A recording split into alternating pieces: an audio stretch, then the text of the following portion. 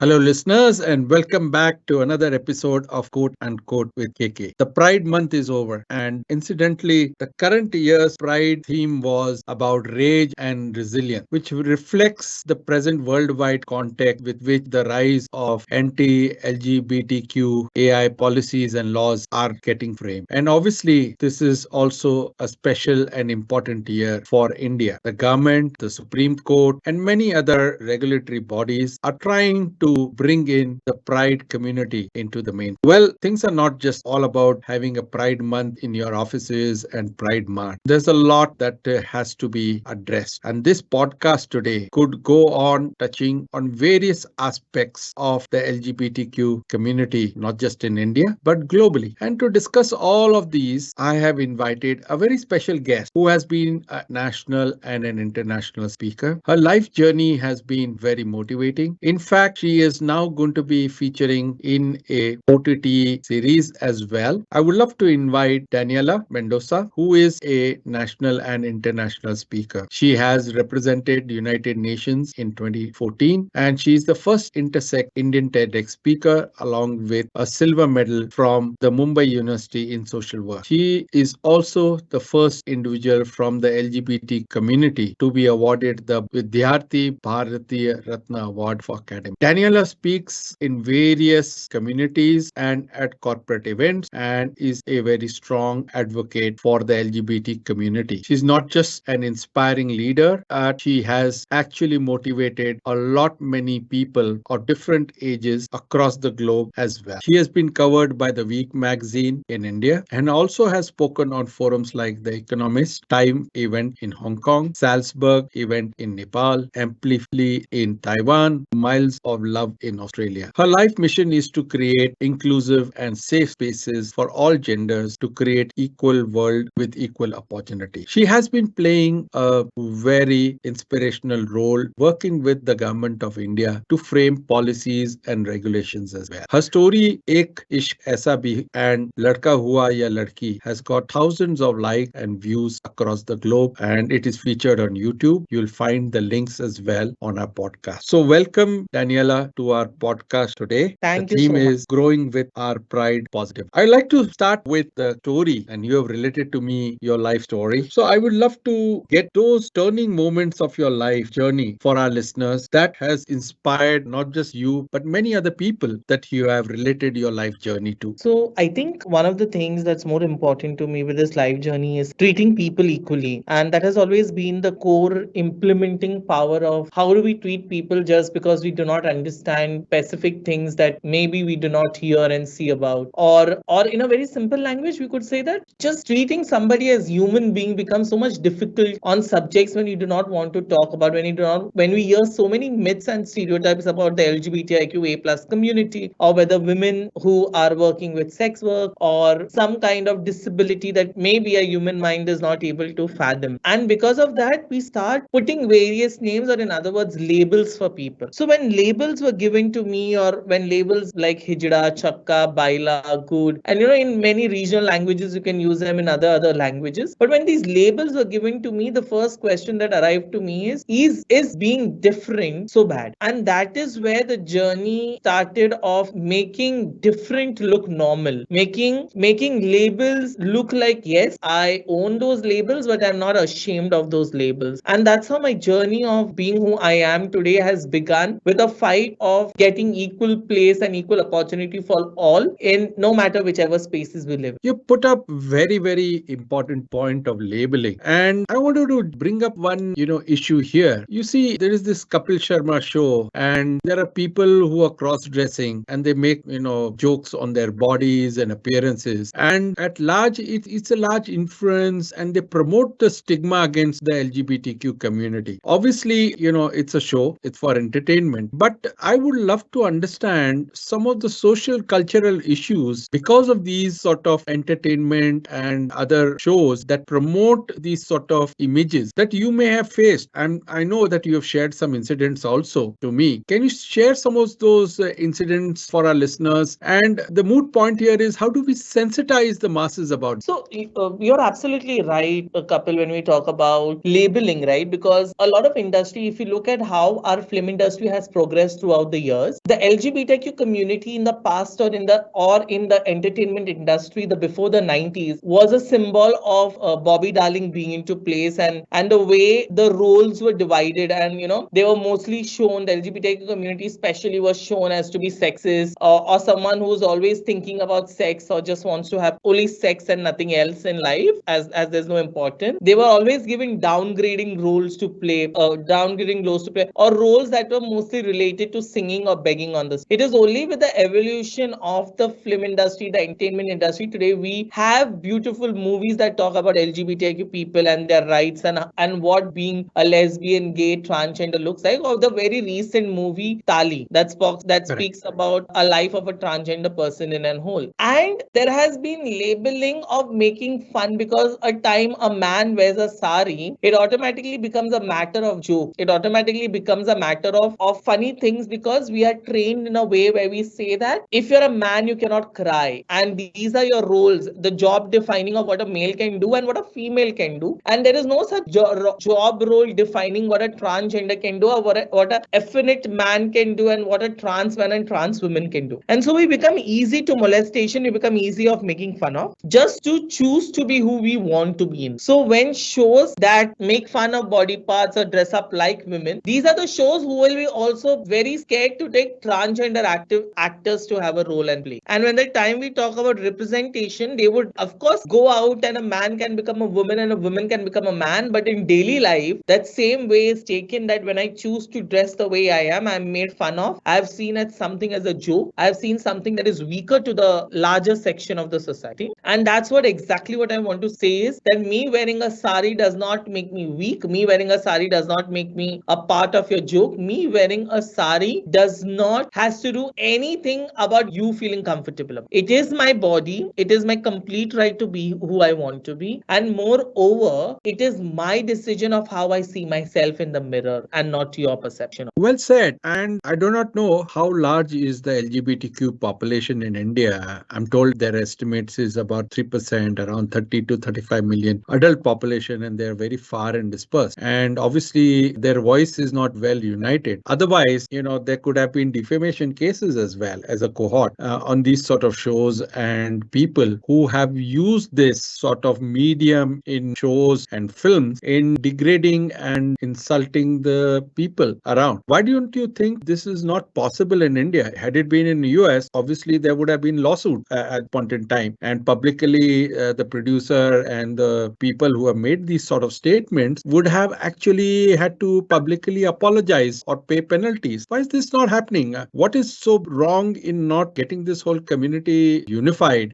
in India? What's holding it back? So, Kapil, one of the things is that it has taken years for us to fight and get a Nalsa judgment, which came just lately in 2014. Due to Correct. colonization impact on us, we kept the 1860 law that spoke about that being LGBTIQ, or in other words, not having natural way of sex. When you mean that, the natural way is only penis and vagina and nothing, then penis and nothing else, or no anal, no oral was considered to be a part of this. And therefore, the homosexuality community became prone to that law where they could get harassed. And it took us 150 years to get a law out of the court to say that, we are legal human beings, and it is my right under article right to freedom of speech, right to choose, right to privacy. I am entitled to do whatever I want to do in the closet of my bedroom. I do not need permission. And that lately coming 2018, and now is the 5 years down the line. On this very September, you're going to complete 5 years of getting the law get away with us. And then in 2019 is the recently where we got the transgender bill. The issue, yes, and the issue over here is that defamation cases, lawsuits. We know as a country it takes us time to get justice. When still today it takes 200 days or maybe whatever amount of days to file a case on Manipur on women going naked and violent. I am still far away of the right that I'm asking. When women in this country till date do not get the right, or our ministers or anybody who's in charge, or may the police treats women in such a bad way, irrespective of what has happened, you must imagine the amount of violence that we could go through, and we are still not reporting it is the only reason, because the fear of getting even discriminated in a police station. And that's been my case. I was raped by 11 men at Bandra station, and while I was raped, put in the hospital, instead of receiving help, I became a part of a fun making process where where the police made fun of me, where the doctors made fun of me. And that fear of going to a police station and seeking for help does not lie within me. Because for me, I do not have anybody in a police station who understands me, or I don't have a transgender police. I don't have an openly gay police. I don't have an openly gay or openly trans, I would say in another word, a parliamentary member. So you imagine on a 75 years of independence, me being a citizen of this country, which lately in 2014, even I was recognized as a citizen, being born here, I was recognized as a citizen in 2004 with a separate ID card. In that country of 75 years of independence, I have not made it as a, or my community has never made it as a parliamentary member, Lok Sabha member, or whatsoever in the parliament. It's such a long way to fight till now to go there and to take a seat, secure a seat, and then talk about politics. I'm sorry to hear about your personal ordeal, and I'm sure it definitely has wide impact on you, your family, and the way you look at society per se. But I have seen you also the other side of you. You have actually been organizing Pride community meetings and marches in the offices. You have reacted to and contributed very positively to the Pride movement here. I've seen you that. You see, in my growing up years, it was very hush hush, and oh, he's this, and that's all. We would not even interact, or we would not even want to make friends with people and stuff like that. How do you think I'm talking of 40 years now. I mean, in my own personal life, I'm talking about. How do you think we have come far in recognizing the Pride community, and are they getting more inclusive into our society and our systems, or we are still, as you have just said, it's a long haul, 70 years, but no action? So I would not say, I would completely not even say that, we have not progressed. Yes, as a community, we have progressed. Today, if you go and, do, and the also reason is why have we progressed is today information is available on the tip of a finger. I do come from where you come from, Kapil, because I am also a 90s kid. So I've seen our mobiles changing. I have, from a very small Nokia phone to color, from a black and white TV to today a color TV, from what you call, from a Walkman to Caravan, and then now Bluetooth. So we have seen that changes. And even while we were growing, and I'm not saying, I'm talking about the 90s kid, like even when we were growing, the word like gays or lesbian or transgender were used as a bad word to mock down somebody. And therefore, when we knew somebody who was different from us, or we knew maybe they were gay, we never understood what actually meant to. We never understood what actually it meant to be lesbian. We did not understood what actually it meant to be a transgender. And as and when the society is evolving, there will be more sexuality that come into place where maybe even I may not be able to understand. But the point that arises here is that today we are on a educative world where information is available, where entertainment industry has made huge progress from only showing heterosexual love to now same-sex love, and now towards transgender people. Amazon Prime has released a beautiful series, if I'm not wrong, I think it is Amazon Prime, which is called Made in Heaven, and Shrestha, a transgender character, has played a role in the same. So we see now that people are coming to light. I'm not saying that we are 100% open to the idea of still allowing gay marriages in the country. We are not saying that we are 100% open about adoption in this country. We still have a long battle to fight, which is not going anywhere. But yes, our contribution of the new generation, especially which is coming now, which is also called the Gen Z, Correct. is more aware of their rights, is more aware of who they are. They are more defensive as well as more confident in themselves, which we lacked as a 90s kid to come out and say to our parents. And that has always been possible because of the information that we today have in the market. Today we have books written about LGBTIQ in the market. We have podcasts to listen to. We have the YouTube to go to something we do not understand. And that is definitely helping us build an inclusive place, an inclusive world, and moreover, where humans are looked as humans. There are platforms like Gacy, Galaxy, publishers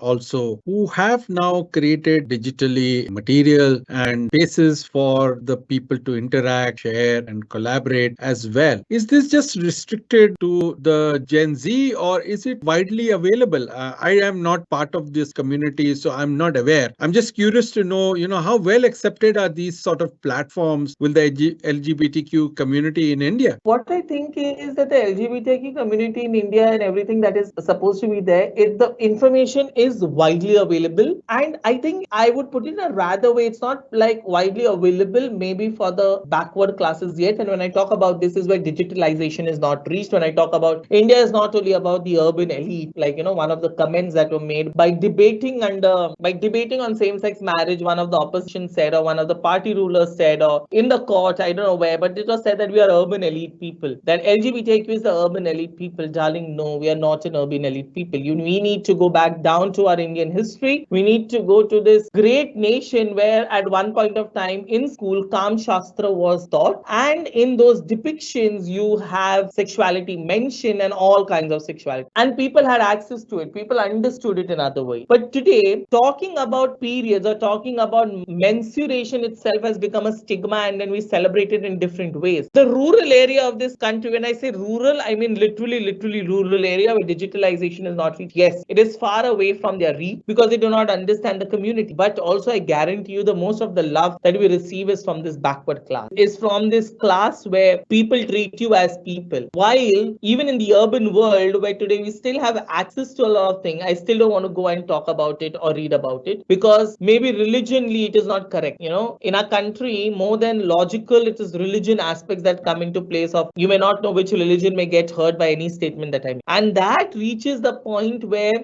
at one point of time you have to believe that religion and human rights cannot go hand in hand. And that is in the case of the LGBT community because most of the community religiously believes that being lesbian, gay, homosexuality, the act is the sin. And when I'm talking about act, they mean to say sex. But they don't understand that we are all sexual beings at the end of the day. We have desires, we have feelings, and sort on because we are humans. And the most of the thing when we talk about this, they say, oh, you need to suppress your feelings. You need to suppress and, maybe become a monk, maybe become a priest, or maybe go into the ways of God. And I would be like, hey, listen, I don't want to do that, right? Like, if you have those feelings, why don't you become a priest? Why is my feeling different than yours? Just because I love the same gender and you don't? But that doesn't justify and validate anything on the table. So the information is available, but how much do we receive the information is the question. Agreed. Again, I want to go back. When we were initiated into sex education, it was just one way of sex, the heterosexuality. And obviously, that is what was taught to us biologically and whatever in our school. And just to be far more inclusive, and I was just watching the first episode of Tali as well. The boy was being ridiculed and laughed at, not just by the teacher, but the students and his people in the school. This is where the parents and the family plays a role in allowing and accepting the person positively. Is this changing now in our society? Are parents and the family playing a positive role in the initial formative years where things what have been taught are not as per the person's orientation? How do you see this happening, or is there any change that we need to bring about in the way sex education is taught in our early initiative years of our school? So I think, yes, there's definitely. So we have, India has this parents group of LGBTIQ parents, which help other parents to sort of accept their children or sort of have, and those group is called Swikar, where these parents are from the LGBT, their children are from the community, from the Correct. rainbow community, and they are, if anybody reaches out to them saying my parents is not ready to strike a conversation or they are not understanding me, these parents reach out and they work intensively on bringing inclusion among parents. And yes, the world is changing with a very faster growth where today parents do accept their children, do want to learn more about it, do want to strike a conversation, and slowly and gradually where we'll see a place where we don't more have to come out to our parents and say, this is what I am, and they would just know or they would just agree to it. Okay, yes, it's okay, it's normal, there's nothing to be worried about. The only difference is you want to get married to a girl, no, I'll get you married to a boy. It's just easy, just that simple. Like, the step needs to be taken, and that is happening. In terms of sex education, we still need to define what we are teaching in our schools, because we feel that talking about sex itself, the word sex, sex itself, is the time somebody hears it, we're like, she, ram ram ram, bhagwan bhagwan, maine kya sun liya, what is this, and kind of thing, maine kya sun liya. But people need to understand, if we don't teach them, who is going to? Correct. They are going to. There are different ways which is available in the market for your children to learn that, and that's not good. You have pornography, which is not the truth. You have various number of websites today. Even before you open your app, you would have one notification a day which will say something about pornography, and click the link and visit the page. Do not think that your child is not learning things from outside. So you need to strike a conversation right from your home and school, because if we are not going to teach them, who is going to? And to teach that sex is binary, sex is always male and female, is also wrong, because sex is beyond human understanding at some point of time, because sex can be male, female, intersex, people born with various genders, and there should be a clear difference between what sex and gender is. You may be born in a sex, but you may not identify with the same gender, and that is okay. Normalizing what you feel about your sex and gender is the key to move move forward is the key to make the child or make the youth comfortable in their body. Maybe, yes, you were born as a male, but now you feel like a female, and that's absolutely okay. Let the years go and you'll figure out who you are. Maybe you're born in a female and you may identify yourself as a female, but you're attracted sexually or physically towards a female, and that is okay. You were born as a male and you still identify yourself as a male, and you're still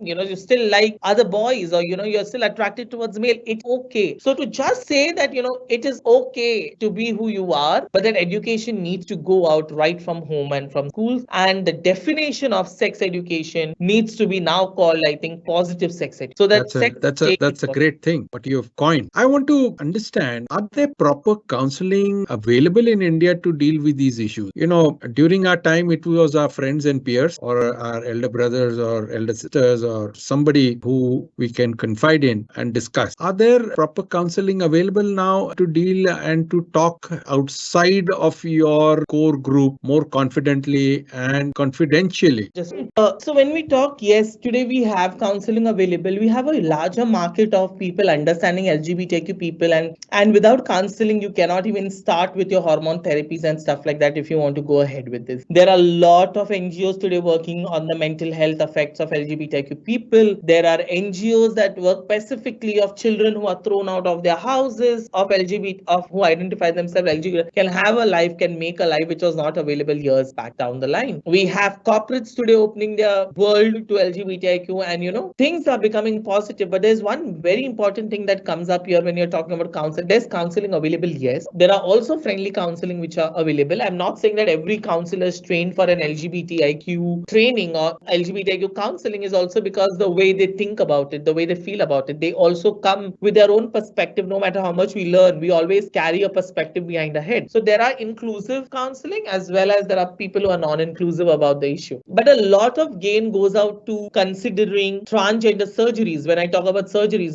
from male to female or female to male, or intersex babies who are born with both genitals and they want to have a surgery. All these surgeries still today do not get covered under Mediclaim. And correct, they put this out as an issue of, cosmetic surgery. Darling, you need to listen, we are not doing any cosmetic surgery. If I had to do a cosmetic surgery, I would do a Botox on my face and, get. But to me, to changing my gender is also affirming my gender, is also saying that this is what now I affirm too. And these things needs to change, where also medical policies now become inclusive for LGBTQ people. They are looked as not anymore as cosmetic surgery, but a livelihood. I'm sure a female would not go and do a sex change surgery. It will always be a transgender or a trans man who's going to do it, or someone in need. So that needs to change. That efforts needs to change. And there is a real need in the 21st century to have a medical revolution for the LGBT community. Now, I'm going to deal with the healthcare part and the medical revolution part because I come from healthcare a little bit later. But that reminds me, when I was a kid on Doordarshan, I think it was Tabashum, somebody's show. I vividly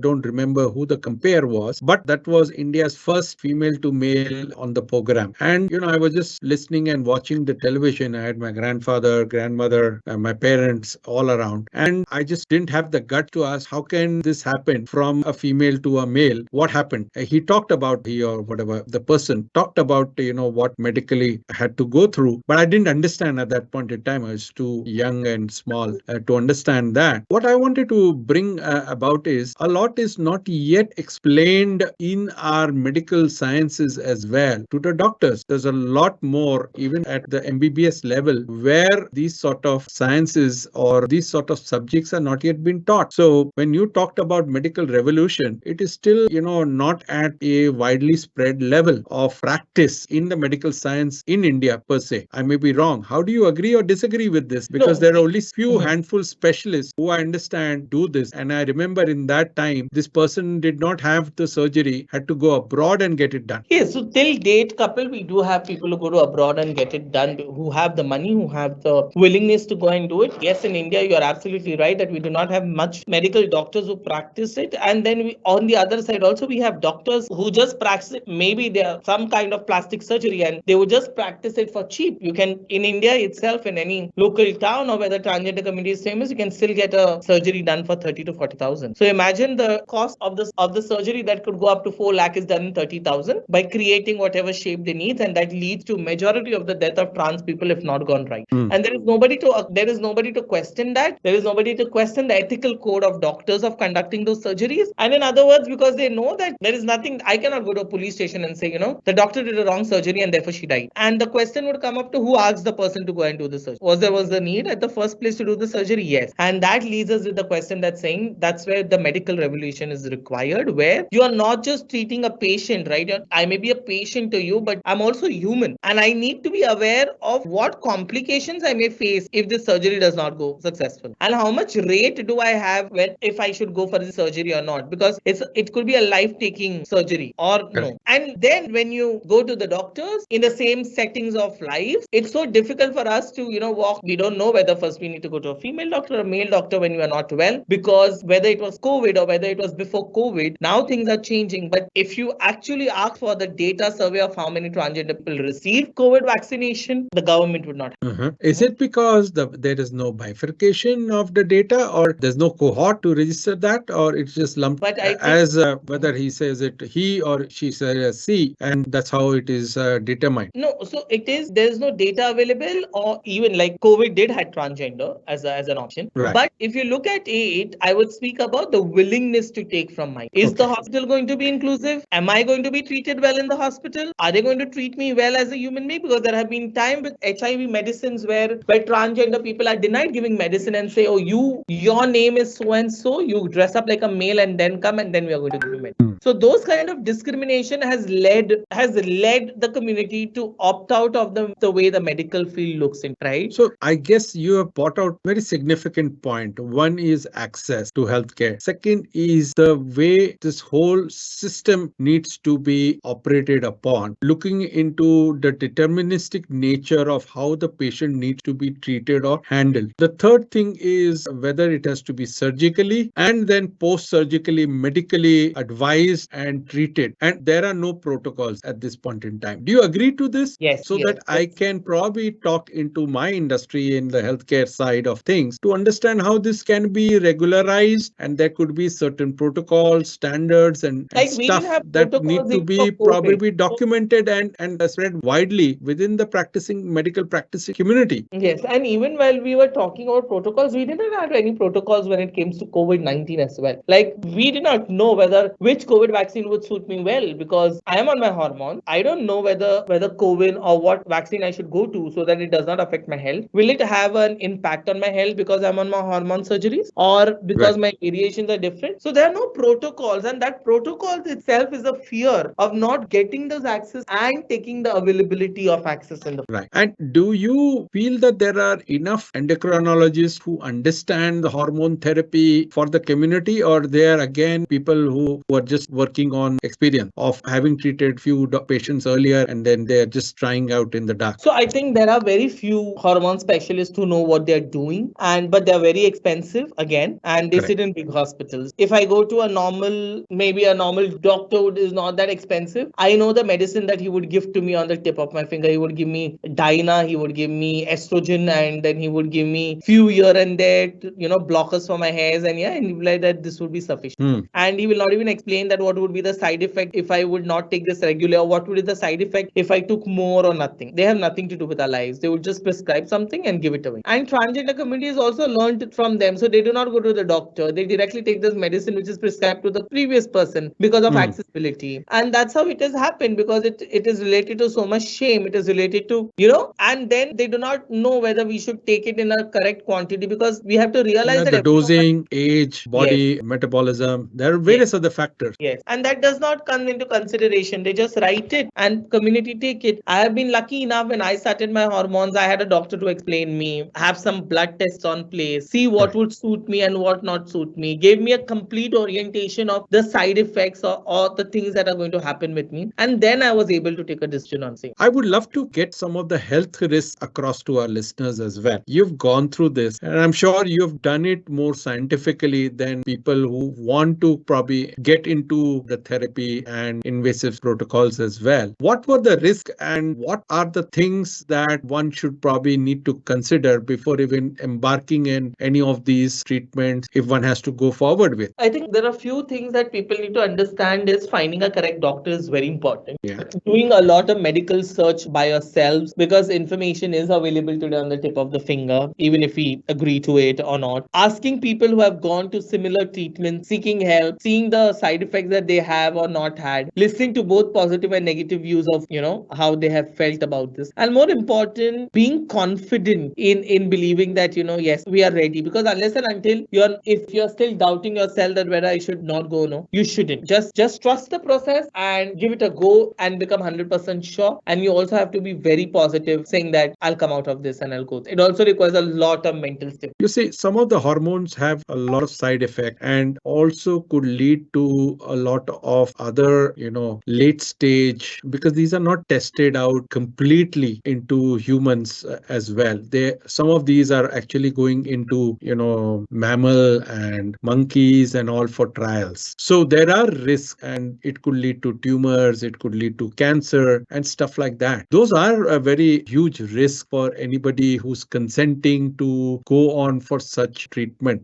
Were you aware of all these? Did the doctors make you aware, or are the people who are going for such treatment clearly aware of the risk that they could face to their lives and it could be catastrophic for them? I was aware because as I said, I had a good doctor, but most of them are not. Okay. They just take medicine because some of their friends have taken it and going ahead. And that's how the life has been for transgender. But isn't it very dangerous? It is, but there is no way of stopping it unless and until we have a strong law in place, unless and until we have more education about this, unless and until we have more doctors who treats our body as human being and not as any scientist research. It's then only will lead to some conclusion here. Yeah, but I was reading somewhere, even in some of our advanced economies where healthcare is very, very advanced, there too a lot of experimentation has happened and doctors have taken chances. But yes, with full disclosure with the patient and having patient consent on it. Here there is no patient consent. It is self-dosing and self-medication, which is even more risky and could be even very fatal. Don't we think that we need to probably even educate the people that there are risks going in for self-medication and need to be probably properly consulted and consented before they start on any such medical treatment? Yes, Kapil, you're absolutely right. But who's going to do this? Like most of the transgender have left their life on begging on the street and doing sex work, which even makes it difficult sometimes to even get a daily bread. And accessibility to healthcare or a government institution becomes more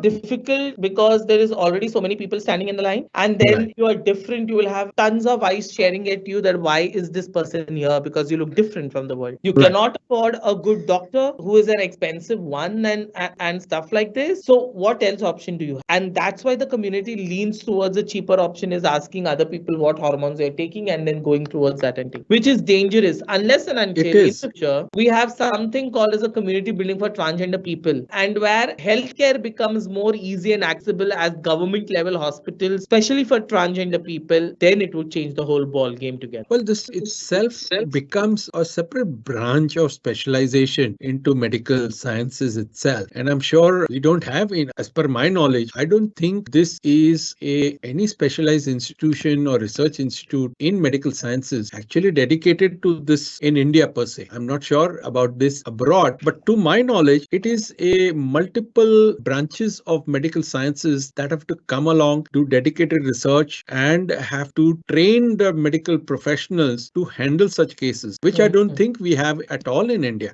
We do not have, but as you see, there are a lot of research that are coming into place by researchers. And I think with time, this is going to happen and this is going to change. But yes, till that happens, we have to keep the hope positive and look forward for a better future for the transgender people. So there are two things, as I get from your conversation. One, obviously, there's a lack of awareness. Second, there's a lack of access of specialized healthcare facilities. Third, there is a lack of apathy amongst the treating medical professionals in terms of how to handle such cases as well, which is where it becomes very difficult for people who want to take treatment to actually go ahead and access such treatment rather than fall back and go to their friends or peers and just follow the treatment treatment regime that they have followed, and I do not know from where they have followed it. So it's a spiraling circle. Absolutely. All right. I want to close this issue on healthcare. It is an important one, and I do have a few takeaways to talk to our healthcare industry folks as well. How we could probably at least legitimize some of the treatment, make access to some of the hormones and some of the medications available to some of the foundations, some of the pharma companies have in place, so that it is far more safer and can be administered far more legitimately and safely. I think this is a takeaway for me from the discussion I have had with you so far for the healthcare industry. I want to switch gears, Daniela. I want to talk a little bit about the laws and regulations. You just mentioned about it took us 150 years and 70 plus years to change a British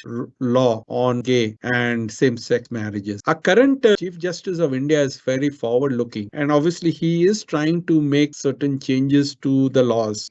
Are you positive that there would be far more inclusive and positive change in laws and regulation in this country, or are you still going to keep lobbying? I know you keep going to Delhi and meet ministers for lobbying and to be heard to include certain points which are pro LGBT community. Where do we stand at this point in time on our laws and regulation? Looking at the way the world is moving and our nation is moving, if we need to be a progressive country, we also have to be a progressive country in thought. Right. And that goes without saying. Any development countries will have progressive laws. We are awaiting a judgment, and I hope that I may not say that we would at least get equal marriage rights, but at least we'll get some law in place which would at least legitimate or legislate our marriage. I would, yeah, which was legislate or legitimate the marriage. I'm not even talking about equal rights and other rights that need to come. But what we need to make here is exactly what Ambedkar once said, and that's a quote that always goes up in my mind, where he said, no matter how much beautiful the law of the nation one would have, but unless and until people of that nation would not follow it, it would make any country could fall apart. And that is exactly where this comes into place, is that even if we get marriage, even if we get adoption right, but unless and until society does not change its view of looking at us, any law that is guaranteed by the court or by the state falls flat. And therefore, it is important to sensitize people around us, to talk about this issue more in the open, to stand by the community and for the community whenever needed and required. And more important, to frame a policy where not just talk about LGBTIQ rights, but rights of all human beings that ever have and will exist. Because what we are going to do today is going to impact the coming future. The fight that we are fighting for today on LGBTIQ rights or equal marriage right is not for ourselves or not for our sake per se, because we have given half of our lives in this fighting. The remaining 30 years, maybe I would not even look at it and just say, I want to enjoy my life. Let the coming generation fight for it. But we are fighting this law for the only reason is to make it so that my future generation of my LGBTIQ community is in safe hands, is better than what I have. And therefore, the conversation must go on. The challenging must go on, both from the opposition and for the law. Both have to debate, both have to come to conclusion. But if you look at both the debates, maybe one would say no and one would say yes. We all agree that as humans, we need some equal rights. And that has to pervade, that has to come into place. And for moreover, then whether you're talking about religion or any law in that per se, it cannot come in the way of human rights. Why? Because we are a country that has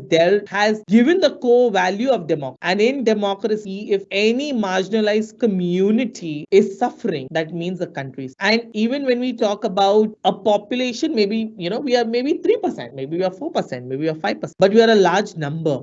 Percent-wise, we may be small, but we are a large number. We are contributors to the economic growth of this country. We are contributor to our taxpayers of this country. And as taxpayers or as a citizen of this country, when my tax is legal, so should I. You have all the right. Yes. Hey, tell me one thing. Media is a very huge contributor and a soft power. And you've also been doing some documentaries and serials that you're participating in.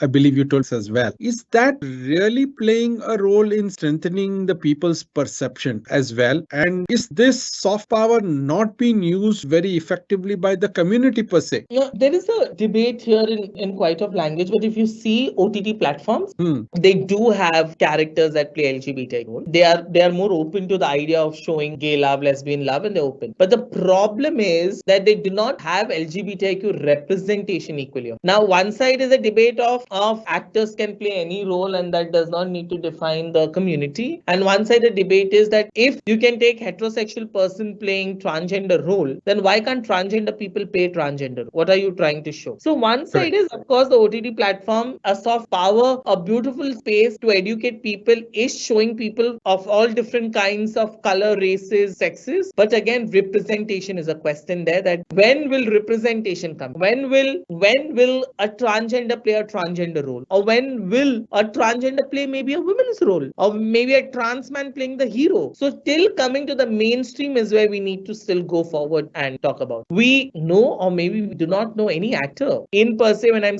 talking about the love stories of Bollywood, tell me one Bollywood main movie where you have a transgender playing a role, or an Very openly few. gay man playing a role. Nothing that can come to my mind. And that's exactly the question: is where is the representation? I have one question that keeps niggling my mind. On social media, now there are various apps that come for dating, for all these. And in that, at least one of them I saw had 20 plus different definitions of a person's sexual orientation, right? From asexual to demisexual to I don't know what. You can start from A, B, C, D. I think you can go up till Z as well. And then gender pronunciations also have emerged as to how you would like yourself to be labeled. Is this a good way to amplify your orientation, at least on social media, and gain acceptance? Or it is just a way the social media is just trying to segment this whole cohort even further? So it's not social media's fault. See, people have evolved, and as I said in my previous thing, that there was going to be more genders, there are going to be people who identify differently and like to be called differently. And I think we should be fine with the idea of that, because it depends on the person how they want to get themselves associated with, right? And yeah, so I think they could just go ahead and use those pronouns. While they do that is also because when you call me by the way I need to be called, I feel comfortable in those language. I feel comfortable,